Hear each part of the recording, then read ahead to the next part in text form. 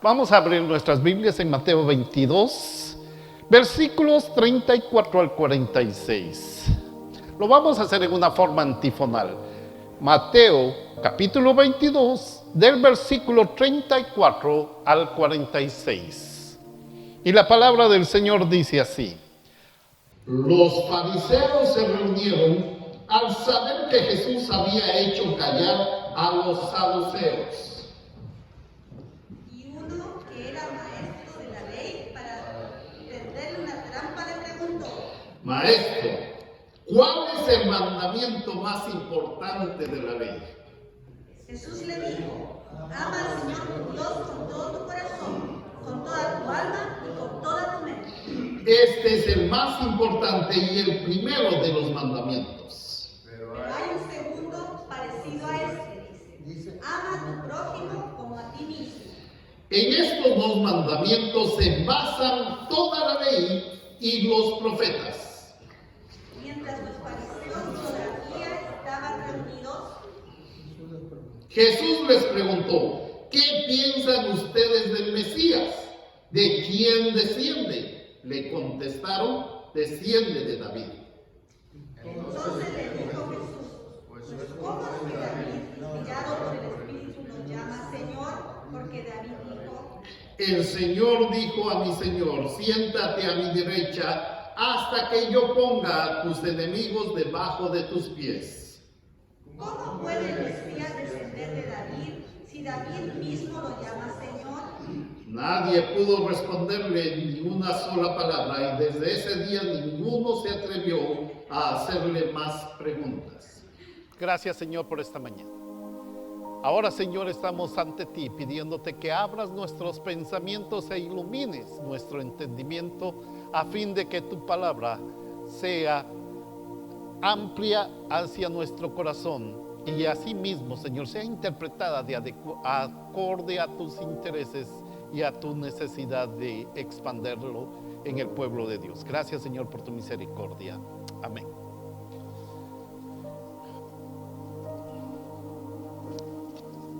¿Cuál es el mandamiento más grande?, le preguntan a Jesús. En la época de Jesús, el desarrollo del conocimiento se hacía más que todo a través de preguntas y respuestas. Es el método platónico. El realizar las preguntas más difíciles en un contexto académico o educativo tiene un significado amable, debido a que la educación trata de confrontar dudas y formas de coexistencia, con el objetivo de sacar el mayor provecho posible de la relación entre el maestro y sus educandos. Esto representa un método de aprendizaje cuyo objetivo es llegar a la profundidad del conocimiento, a la raíz de la ciencia. Todos estos puntos son aceptables, debiéndose hacer con el respeto posible entre los alumnos y el maestro. Llegar a este intercambio de dudas y respuestas sería admirable que eso estuviera sucediendo en todas las escuelas, porque esto elevaría su nivel académico. Pero estas dudas y respuestas no solo son usadas en el contexto escolar. Esto han existido en los ambientes políticos, religiosos, donde las dudas se usan con propósitos definidos, o sea, de buenos o malos, depende de quién lo haga. Pero en el ejemplo de Mateo 22, del versículo 34 al 46, se nos detalla la existencia de grupos o personas que realizan o presentan sus dudas a fin de despedazar a un líder contrario. Estas dudas son productos de celos y miedos de perder privilegios religiosos y espacios políticos. Esto está pasando acá. Los líderes religiosos locales de la época, a quienes Mateo identifica como fariseos, se han acercado a Jesús y quieren saber la respuesta a la pregunta: ¿qué mandamiento es más grande? De todos los mandamientos que Dios nos ha dado, ¿cuál, Señor Jesús, es el más importante?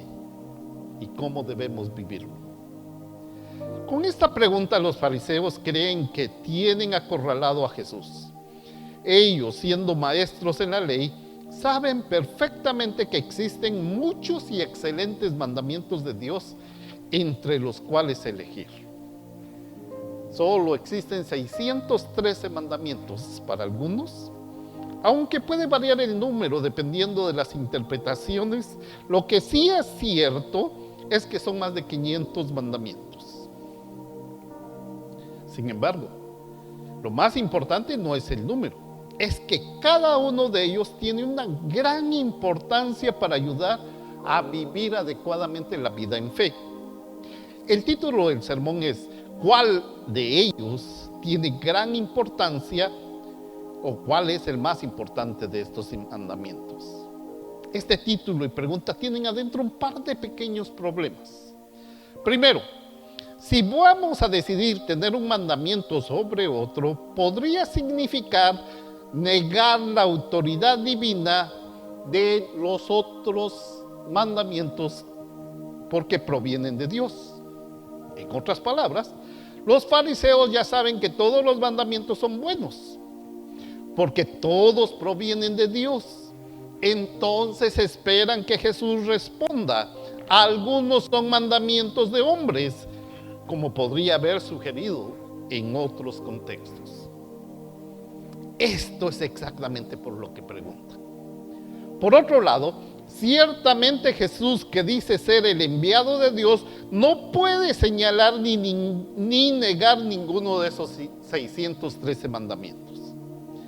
Pero si Jesús da esa respuesta, como los fariseos creen que debe, si Jesús da esta respuesta como los fariseos esperan que Jesús deba, entonces la pregunta de seguimiento es fácil. Si cada mandamiento de la ley es grande, ¿por qué cada mandamiento en la ley es de Dios? Entonces, ¿por qué Jesús ha estado quebrantando tanto esos mandamientos de importantes como lavarse las manos? Entonces Jesús hábilmente dice esto: ama al Señor tu Dios con todo tu corazón y con toda tu alma y con toda tu mente. Este es el primer y más grande mandamiento. Y el segundo es así: amarás a tu prójimo como a ti mismo. Y de estos dos mandamientos cuelgan todas las leyes y también los profetas. Permítanme atreverme a hacer un mandamiento más resumido y popular en este punto. Si amas al Señor tu Dios con todo tu corazón, tienes el derecho de hacer lo que quieras. En este punto me imagino que existió un silencio tan incómodo y de enojo. Los fariseos están confundidos por esto. Aquí estaban listos para debatir con el maestro. Y Jesús no les da la respuesta habitual y tampoco el espacio para esa discusión. Puedo imaginar a todos los fariseos de pie en un círculo o semicírculo, preparados y dispuestos a felicitarse unos a otros por engañar a este que piensa que conoce el camino de Dios. Pero el sentimiento de triunfalismo cambia hacia un silencio general de cómplices al escuchar la respuesta del interrogado. Jesús no dice que todos los mandamientos son grandes, pero tampoco no nos dice: aquí hay uno y el resto no importa. Simplemente podría haber dicho: no codiciar el buey de tu vecino, la persona, la mujer, y todo esto va a funcionar. O esperen, señores, también están los 10 mandamientos, que son los esenciales. Eso esperaban. En cambio, Jesús viene y dice algo completamente diferente. Al pasar más allá de las expectativas humanas, replantea y reestructura la forma en que pensamos sobre nuestras vidas espirituales. Jesús quiere que veamos que de hecho tienen razón en una cosa: que seguir a Dios abarca todo lo que hacemos, que coincidir con nuestra vida y nuestra fe es una cuestión que hay que tomar en serio. Si amas a Dios, tienes el derecho, de hacer lo que te complace. Seguro responderemos con actitudes y no solo con palabras amorosas pero vacías, sino convertirlo en la práctica de un evangelio del amor. Pero Jesús también quiere que veamos que en medio de todo lo que la vida exige, encontraremos el camino. Y este camino no va a tener respuestas fáciles, mandamientos inútiles, un camino regulado en un libro o un libro que citamos sin que leamos y reflexionemos en él. O quizás en un versículo rezado sin contexto o incluso realmente algo más que podamos agregar a nuestra lista de errores que lo mandamos al folder de tareas pendientes. Más bien es una invitación a una forma diferente de vida y de estar en el mundo. Una invitación a poder ser guiados por una ética de amor exigente. Últimamente se piensa, basadas en teologías bastante fuertes, que después de estos meses de bloqueo por el coronavirus, existirá una obligación ética de todos y todas los creyentes de esforzarnos a realizar nuevas formas de hacer teología o religión. Y estas deben ser arraigadas, reorientadas en el amor de Dios, que serán reflejadas en el prójimo. Este mal nos da la oportunidad de discernir toda nuestra vida de manera diferente. De tal manera que amar a Dios y amar al prójimo se conviertan en la verdadera medida para todo lo demás que hacemos y debemos de hacer. Amar a Dios y al prójimo es el marco exterior, la bisagra en la que todo lo demás que hacemos cuelga. Podemos hablar en lenguas, cantar maravilloso, hablar teológicamente correctos, educar adecuadamente, pero hacer esto sin el amor hacia Dios de nada nos servirá. Antes de que Jesús deje a los fariseos sin una bisagra en la cual depender, o sea, completamente descolgados, aún antes de dejarles pensar que amar a Dios y al vecino parecería un ideal no especificado, que podría tener algo que ver con los demás mandamientos, Jesús, con astucia del sermón anterior de la semana pasada que dejó a los aislados y descolgados herodianos, les deja una pregunta también para tratar de igual conversación. Esta conversación de ida y vuelta, si tienes derecho a preguntar, también tienes la obligación de responder. Y les lanza la pregunta: ¿qué piensas del Mesías? ¿De quién Él es hijo? De pie frente a ellos, Jesús quiere que vean que de hecho el Mesías descenderá de la línea de David. Pero el Mesías era un tipo de líder muy diferente. Un tipo de rey cuyo reinado incluirá sufrimientos de rechazo y muerte, al fin de establecer un reinado. Aún su sacrificio y reinado no tendrá fin, ni estará sujeto a espacio territorial, sino que también sus discípulos serán llamados a ser embajadores de su reino. Pero con esto van a tener que tomar la cruz, a seguirlo y replicar sus actos y evangelios. Además, estos discípulos o los que van a representar el reino serán parte de ese reino que está llamado a replicar la ética para vivir y estar en un mundo diferente a lo que esperaban y de lo que el mundo espera. Jesús también quiere que veamos como discípulos que amar a Dios y amar al prójimo se trata del tipo de vida encarnada en Él. Que cuando nos sentimos tentados a amar a los que son igual y sienten igual que nosotros y creen igual que nosotros, Jesús les dice: ama a tu enemigo.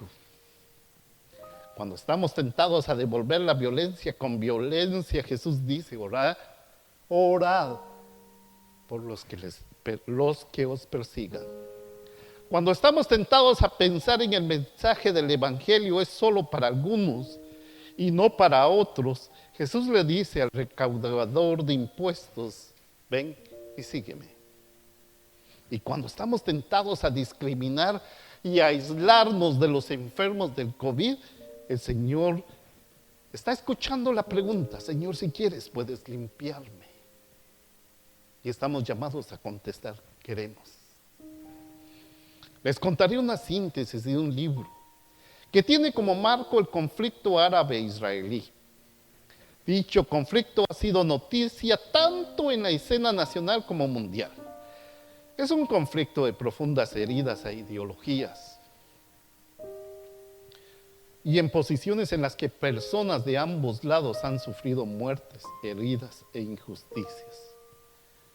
Las personas de la misma familia no se han hablado durante años debido a las disputas de herencias o posiciones de sus casas e ideologías.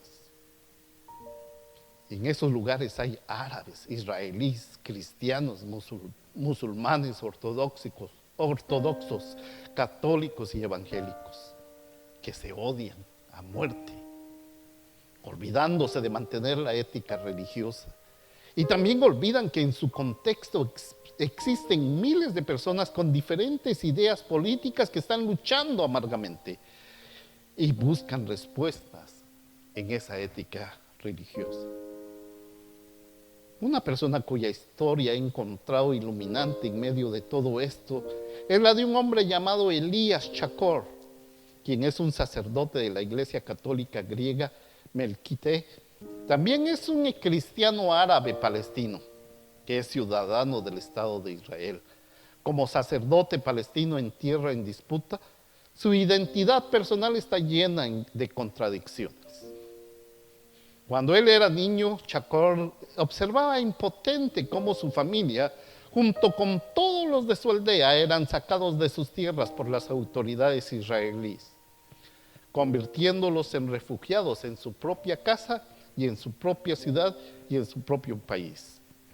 Chakor vivió la vergüenza de ver desaparecer todo lo que su padre trabajó en un instante y experimentó el dolor de ser llamado un intruso en la tierra de sus antepasados y en la tierra prometida. Sin embargo, a pesar de su historia personal, se propia la causa del pueblo palestino.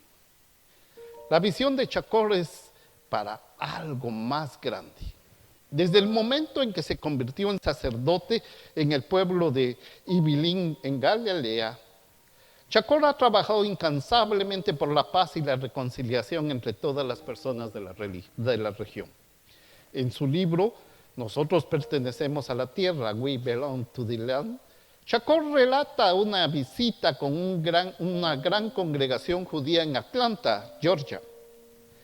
En declaraciones a una multitud de unos 800 judíos que eran los que lo escuchaban, Chakor dijo lo siguiente, y fue profeta en ese momento: a los ojos de los palestinos de a pie, en los campos de refugiados y en las aldeas de los territorios ocupados, los judíos no son personas decentes, éticas, civilizadas o educadas. Son soldados invasores u ocupantes o terroristas. Esa es la imagen que nuestros hijos tienen de ustedes, señores judíos. Ante esa mirada acusadora, nuestra tarea es deshumanizarnos desde esa perspectiva unos a otros, para que los ojos de nuestros hijos sean y vean diferente al mundo. Continuó diciendo: no tengo un buen plan para resolver o para cambiar esto. Más bien, nosotros los de Galilea tenemos visiones y creemos que nuestras visiones se van a convertir en realidad. Tengo una visión de 2 niños, un judío y un palestino, que serán amigos.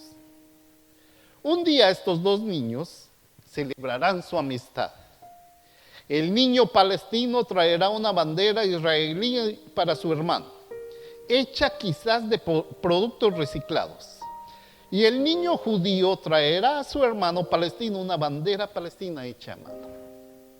Se abrazarán y dirán: fuimos tan ignorantes, tan ciegos, para creer que aquellos que nos dieron dineros y armas podrían mostrarnos el camino de la reconciliación, la paz y el amor. Esto ha sido una traducción personal, puede diferir, pero ese es el mensaje. Cuando Chacor terminó su discurso, el rabino de la congregación se adelantó con lágrimas en los ojos y le pidió a Chacor que le diera una bendición frente a su comunidad. Chacor puso su mano sobre la cabeza del rabino y le dio su bendición en hebreo. El rabino se volvió hacia él y le dijo: disculpa, no me convertiré en tu hermano.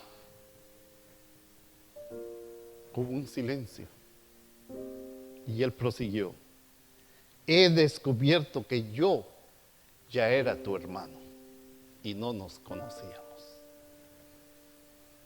Esa es la verdad. El corazón de una vida de fe es el amor a Dios, el amor al prójimo. Ser cristianos es ser llamados a esa vida de amor, permitiendo que esa vida guíe nuestras acciones y nuestra forma de vivir y de ser en el mundo. Pero ese llamamiento es también una tarea de toda la vida que requiere nuestra voluntad de sorprendernos por lo que ese amor pueda resultar haciendo en nuestras vidas. Hermanos y hermanas, la muy buena noticia es esta. Estamos invitados a esta forma de vida diferente y difícil quizás, pero ordenada en torno al amor de Dios y al amor al prójimo.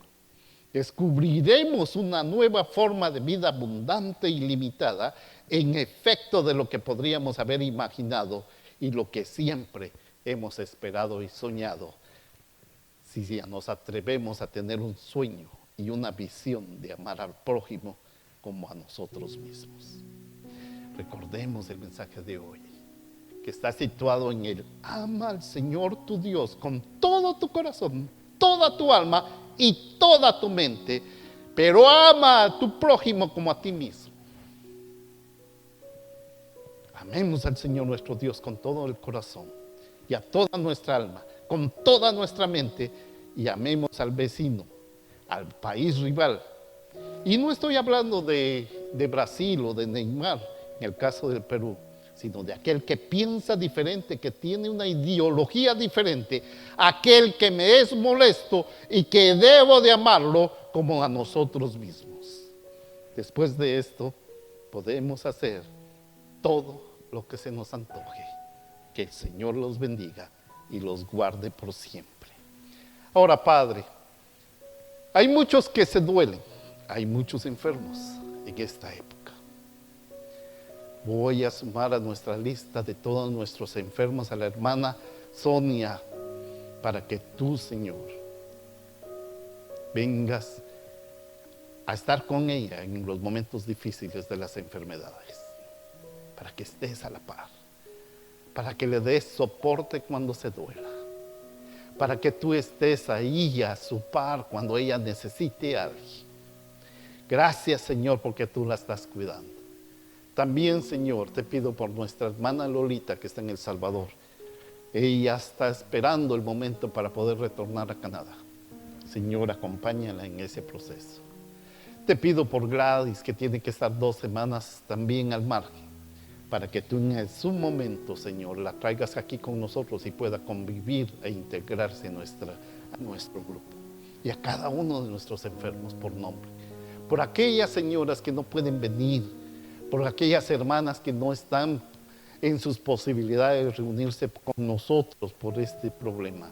Señor, sigue trabajando en sus cuerpos a fin de que vengan un día a alabarte y glorificarte por todas las cosas que tú has hecho en sus cuerpos. Por aquellos hermanos y hermanas y amigos que nos están viendo y necesitan, Señor, tu presencia. Que tu Santo Espíritu sea el compañero perfecto de ahora y para siempre. Hermanos míos, que la gracia del Señor Jesucristo, el amor del Padre y la compañía del Espíritu Santo estén con cada uno de ustedes hoy y siempre. Amén.